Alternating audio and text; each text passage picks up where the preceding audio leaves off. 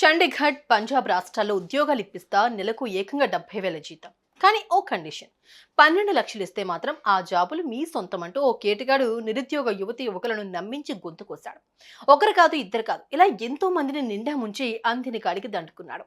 ఆలస్యంగా వెలుగులోకి వచ్చిన ఈ ఘటన హైదరాబాద్ లో చోటు చేసుకుంది. ఇందుకు ఈ యువకుడు ఎవరు, ఇలా ఎంతమందిని నమ్మించి మోసం చేశాడు, ఈ భారీ కుట్ర వెనకాల అసలేం జరిగిందనే పూర్తి వివరాలు ఇప్పుడు తెలుసుకుందాం.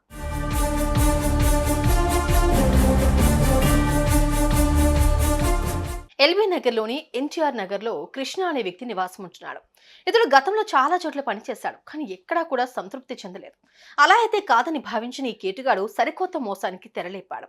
తనకు తెలిసిన వ్యక్తులు, స్నేహితులు, క్లాస్మేట్స్ కు ఫోన్ చేసి ఎంపీసీ బైపీసీ విద్యార్థులకి ఒక వరం సిఏ సిఎంఏ కోర్సులు. సిఏ సిఎంఏ చదివే విద్యార్థుల్లో 40% మంది ఎంపీసీ మరియు బైపీసీ విద్యార్థులే. Master minds. చండీగఢ్, పంజాబ్ రాష్ట్రాల్లో ఉద్యోగాలు ఇప్పిస్తారని నమ్మించాడు.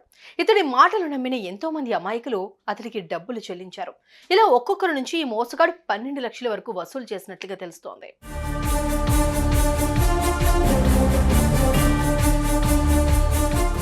అయితే ఇక్కడ విషయం ఏంటంటే, కృష్ణ చెప్పినట్లుగానే అందరినీ చండీగఢ్, పంజాబ్ రాష్ట్రాలకు తీసుకెళ్లాడు. ఇక్కడి వరకు బాగానే ఉంది. కానీ తీరా అక్కడికి వెళ్ళాక ఈ కేటుగాడు తన అసలు రూపాన్ని బయటపెట్టాడు. అందరినీ ఓ రూమ్ లో బంధించాడు. ఉద్యోగాలు కల్పించేది లేదు, డబ్బు వెనక్కిచ్చేది లేదు. జరిగిన విషయం ఎవరికైనా చెబితే చంపేస్తామంటూ కృష్ణ బెదిరింపులకు పాల్పడ్డాడు. అయితే కొందరు యువకులు మాత్రం చాకచక్యంగా అతడి నుంచి బయటపడి ఎట్టకేలకు హైదరాబాద్ కు చేరుకున్నారు. ఇక మోసపోయామని గ్రహించిన బాధితులు తాజాగా పోలీసులకు ఫిర్యాదు చేశారు. అనంతరం ఈ ఘటనపై కేసు నమోదు చేసుకున్న పోలీసులు దర్యాప్తు చేస్తున్నారు. ఇకపోతే బాధితులంతా తాజాగా మీడియాతో మాట్లాడుతూ సంచలన నిజాలు బయటపెట్టారు.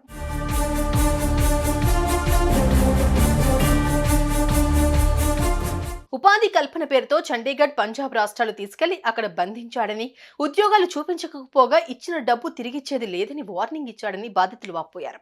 ఇతడి మోసాన్ని తట్టుకోలేక ఓ యువతి ఆత్మహత్యయత్నం చేసుకుని 3 రోజుల పాటు ఆసుపత్రిలో చికిత్స పొందింది అంటూ ఆవేదన వ్యక్తం చేశారు. ఆ దుర్మార్గుడు ఇలా ఎంతో మందిని మోసం చేశాడని, అతడి చెర నుంచి బయటకు రాలేని వారు చాలా మంది ఉన్నారని అన్నారు.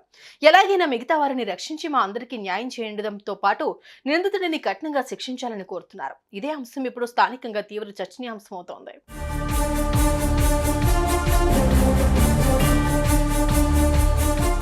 కేవలం కృష్ణ ఒక్కడే కాదు, నిరుద్యోగులను క్యాష్ చేసుకుని ఉద్యోగాలు ఇప్పిస్తానని ఎంతో మంది మోసం చేస్తున్నారు.